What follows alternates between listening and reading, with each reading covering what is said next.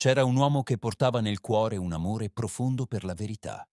Si chiamava Martino ed era nato in una terra dolce, piena di colline e silenzio, l'Umbria. Fin da piccolo, Martino sentiva una voce dentro, come un sussurro d'amore che lo chiamava verso qualcosa di grande. Studiò a Roma, città di luce e di fede, e presto il suo nome divenne noto per la saggezza e per la bontà del cuore. Quando indossò la veste di sacerdote, Martino era già un'anima forte, pronta a lottare per ciò che era giusto. Fu mandato lontano, verso l'Oriente, per portare pace dove regnava la confusione, per richiamare i cuori alla vera fede. Ma il vento del tempo cambiò e chi lo aveva mandato morì. Così Martino tornò a Roma, chiamato a guidare tutto il popolo, a sedere su quella cattedra che era simbolo d'amore e sacrificio. Martino prese quel compito con dolore nel cuore, perché sapeva che in Oriente la fede si era fatta debole, ferita da parole false e cuori ribelli. Ma non si lasciò vincere dalla paura.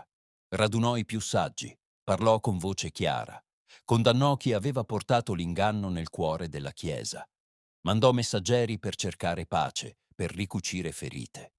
Ma l'odio crebbe. Chi voleva il potere si sentì minacciato. Un uomo fu inviato con un compito oscuro: colpire Martino, spezzare la sua voce, cancellare il suo coraggio. Ma non ci riuscì. Allora si scelse una via ancora più crudele: calunniare, ingannare, trascinare Martino nel dolore. Una notte scura, mani violente lo afferrarono. Senza pietà lo trascinarono lontano dalla sua casa, lo caricarono su una nave e lo spinsero verso l'Oriente. Il viaggio fu lungo, pieno di fame, freddo, silenzio. Martino, con il corpo stanco, continuava a pregare, a perdonare, a sorridere anche nel pianto. Arrivato in città fu accusato di colpe mai commesse. Con voce ferma provò la sua innocenza, ma nessuno voleva ascoltare. Gli mostrarono documenti da firmare, chiedendogli di tradire ciò in cui credeva.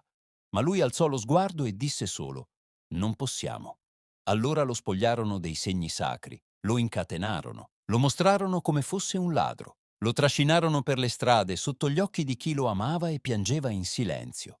Fu chiuso in una prigione gelida, dove il giorno era uguale alla notte, dove solo la preghiera riscaldava il cuore. Poi venne portato in una terra lontana, dove il freddo brucia anche l'anima. Lì, solo, senza nulla, scrisse parole che ancora oggi parlano al cuore. Diceva di vivere nel dolore, ma di non avere paura. Diceva di pregare ogni giorno per chi era rimasto, di chiedere solo che la fede rimanesse viva nel mondo.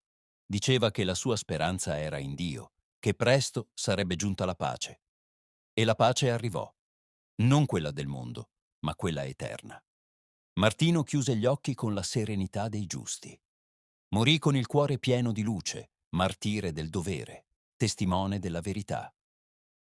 Il suo corpo riposò per poco in una piccola cappella, poi tornò a Roma, dove il suo nome ancora oggi brilla come un canto. Chi soffre per amore della verità, chi sopporta il dolore con pazienza, cammina accanto ai santi. Martino ci insegna che la vera forza nasce nel cuore, che nessuna catena può spegnere la luce di chi vive per il bene.